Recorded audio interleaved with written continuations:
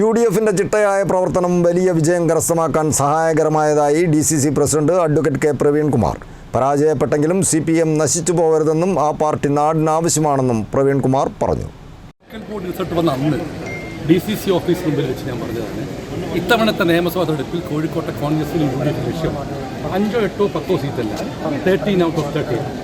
മുസ്ലിം league ജില്ലാ president Razak മാഷും TT ഇസ്മായിലും ഒരുമിച്ചാണ് പറഞ്ഞത്. ആ ലക്ഷ്യത്തിലേക്ക് എത്തിയിരുന്നു. 12 ജയിച്ചതിൽ ഒരുപാട് സന്തോഷമുണ്ട്. ഒന്ന് ജയിക്കുമോ ഇല്ലോ എന്നതാണ്, അത് ജയിച്ചിലും വിഷമമുണ്ട്. പക്ഷെ എന്തായാലും 2ൽ നിന്നും 2 അക്കമായി മാറി കോഴിക്കോട്ടെ UDF. ജനങ്ങൾക്ക് നന്ദി. ജനാധിപത്യ വിശ്വാസത്തോട് ഇങ്ങനത്തെ കടപ്പാട്, ആരോടും വിദ്വേഷമില്ലാതെ പരിഭവമില്ലാതെ എല്ലാവരെയും കൂട്ടിപ്പിടിച്ച് കൊയിലാണ്ടിയിലെയും കോഴിക്കോട്ടെയും വികസനം അത് യാഥാർത്ഥ്യമാക്കുന്ന പ്രവർത്തനത്തിന് UDF മുൻകൈ. ഞാൻ ദൈവസഹായിച്ചിനോട് പറഞ്ഞ വാക്കുകളൊന്നും വെച്ചിട്ടില്ല. കോഴിക്കോട്ട് ഇത്തവണ കോൺഗ്രസ് MLA ഉണ്ടാവും ചോദിച്ചപ്പോൾ ഞാൻ പറഞ്ഞ MLA അല്ല MLA മാർ. കോൺഗ്രസ്സിന് 5 സ്ഥാനാർത്ഥികളാണ് മത്സരിച്ചത്, 5ഉം ജയിച്ചു. ഈ വിനീതനായി ഞാൻ ഉൾപ്പെടെ.